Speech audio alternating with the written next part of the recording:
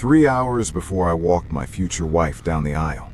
I was hiding in a bathroom stall doing math I should have done 6 months earlier. $42,000. That's what my wedding day ended up costing. And I want to tell you, I didn't have $42,000, not even close. I had a suit that didn't fit right, a stomach full of nerves, and a bank app I was too scared to refresh.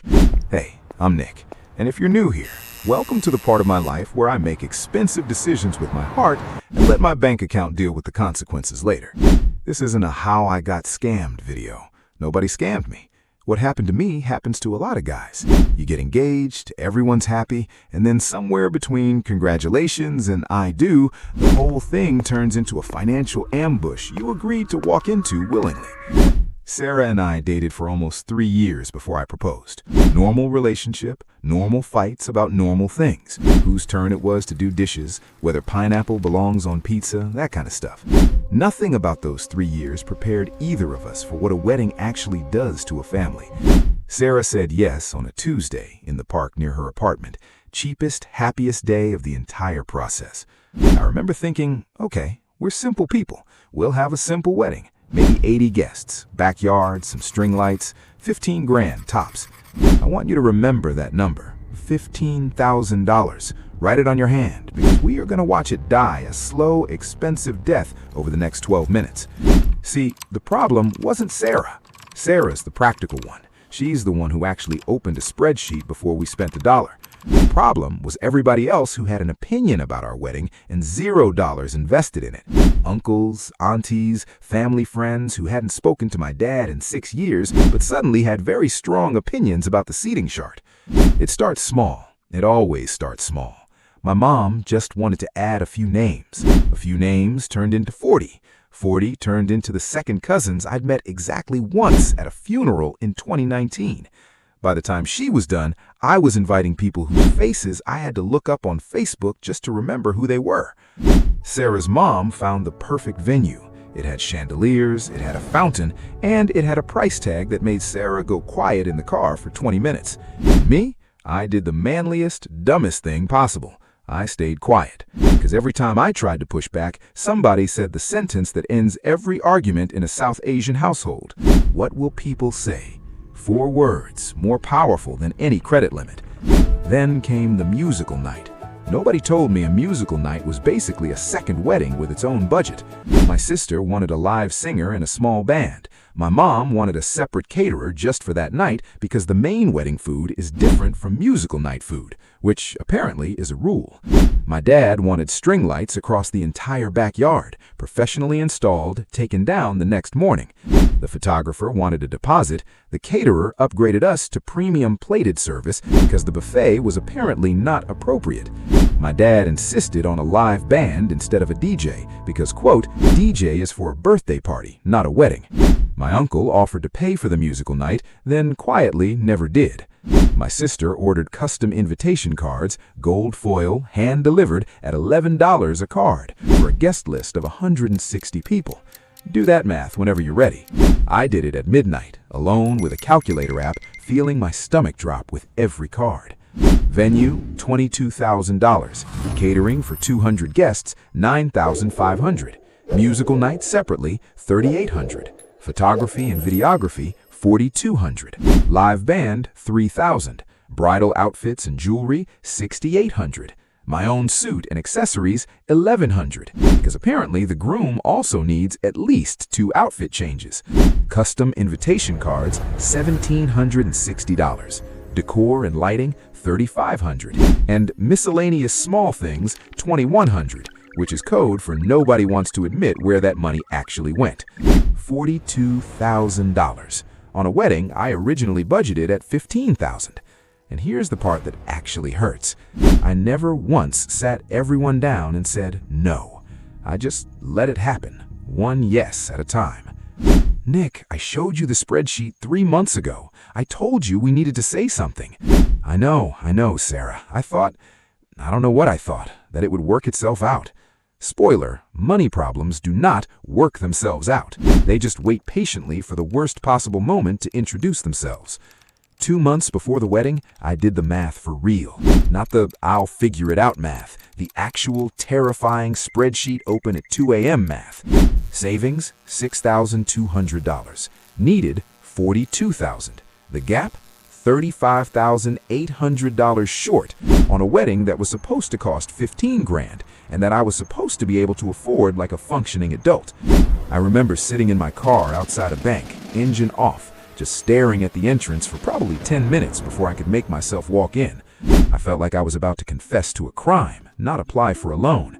The loan officer asked what the loan was for, and when I said wedding expenses, she didn't even blink, like she heard that sentence 1,000 times that same week. That should have told me something. So I did what a lot of guys my age do when they're too proud to say the truth out loud. I borrowed my way out of an honesty problem. Personal loan, $18,000 at 14% interest. Credit card, $9,500. A second credit card, $6,300. And $2,000 borrowed from a cousin. No rush, bro, he said. That no rush cost me our relationship for about a year because every family gathering after that felt like he was waiting for me to bring it up first. $35,800 in debt before the wedding even happened, before a single guest had a single plate of food. There's a specific kind of quiet happens at 3 a.m. when you've made a decision you can't undo. Not panic, just this heavy, sinking, well, I guess this is happening now kind of quiet. And the worst part wasn't even the number. It was that I hadn't told her the real number. She knew we were stretching. She didn't know we were underwater. Nick, what is this? An $18,000 loan? Why didn't you tell me? I didn't want you to stress about it. I wanted you to just enjoy the wedding. I can't enjoy something I'm going to be paying off for the next 3 years and didn't even know about. That was the moment I realized I hadn't protected her from stress. I just delayed it and made it worse and made it a secret, which, if you're keeping score, is somehow even a dumber move than the debt itself. And to make it worse, right around this same time, my mom casually mentioned she'd love for us to add a short honeymoon trip. Nothing big, maybe Cancun. Nothing big. At that point, I almost laughed out loud in the middle of a family dinner. We had the conversation we should have had 8 months ago. The unglamorous one. No candles, no soft piano, just 2 tired people and a laptop. Okay, we can't cancel things 2 months out without losing deposits, but we can cut what's left. No live band, DJ. No premium plated, back to buffet. Cut the miscellaneous stuff completely. And no, Nick, we are not adding a honeymoon we can't afford. Live band to DJ, saved $2,400. Premium catering to standard buffet, $3,800. Decor cut by 40%, saved $1,400. Miscellaneous stuff canceled, $2,100. Honeymoon politely declined, saved us from adding another $3,000 we absolutely didn't have. $9,700 saved. It wasn't enough to erase the debt, but it took the number from drowning to swimming really, really hard. And then came the hardest phone call of the entire process, telling my mom that some of the extra guests she added weren't going to have a seat at the reception, that the live band was becoming a DJ, that I wasn't doing this to embarrass the family. I was doing it because the family wasn't the one paying the loan. You should have told me you were struggling, Beta. I would have rather had a smaller wedding than know you're drowning in debt. Turns out, and I cannot stress how much this shocked me, most people would rather hear, "We can't afford that," than find out later you went into debt to protect their feelings. I also had an, let's call it, educational conversation with the DJ we hired to replace the band. I told him our budget straight up, no games, and he actually respected that more than I expected. Turns out, being upfront about money doesn't make people think less of you. It's the opposite. People stopped adding things once they realized we'd actually say no. The wedding still happened. It was smaller than what got planned in that chaotic middle stretch, but it was ours. And nobody who actually loved us remembered the band. They remembered that we looked happy. Final wedding cost, $32,300. Debt taken, $26,100. Still a mountain, but not the mountain it would have been if we hadn't cut anything. It's been a year since the wedding. We're still paying off that debt, a little over $11,000 left. Slow, boring, unglamorous progress, but progress. We put an extra $400 toward it every single month, no exceptions, even on months where it hurt. Here's what I actually learned, not the Instagram caption version, the real version. 1. What will people say is not a budget, it's a trap. People forget the band. People forget the centerpieces. They remember whether You looked like you were actually enjoying your own wedding. 2. The first time somebody adds an expense you didn't agree to, that's the moment to say something. Not the 5th time, not after the guest list has doubled. The first time. The first yes is always the cheapest one you'll ever give. 3. Hiding money stress from the person you're marrying isn't protecting them. It's just moving the stress to a worse time and adding a betrayal on top of it. If you're stressed, say it out loud, even if your voice shakes a little.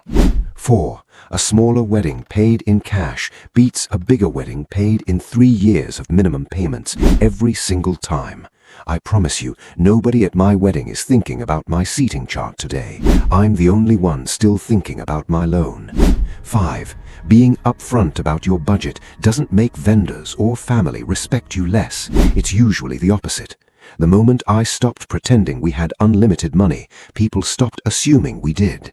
If you're engaged right now, or about to be, and you feel that pressure creeping in, I want you to hear this from someone who's already on the other side of it. You are allowed to have a smaller wedding. You are allowed to disappoint your uncle. You are not allowed to start a marriage $42,000 behind, just so nobody has an opinion about your seating chart. Say no early. Say the real number out loud. Marry the person, not the event. I'm Nick. This was my wedding I couldn't afford. If you've got a money story like this, the ones you don't tell at parties, drop it in the comments. I read every single one. See you in the next video.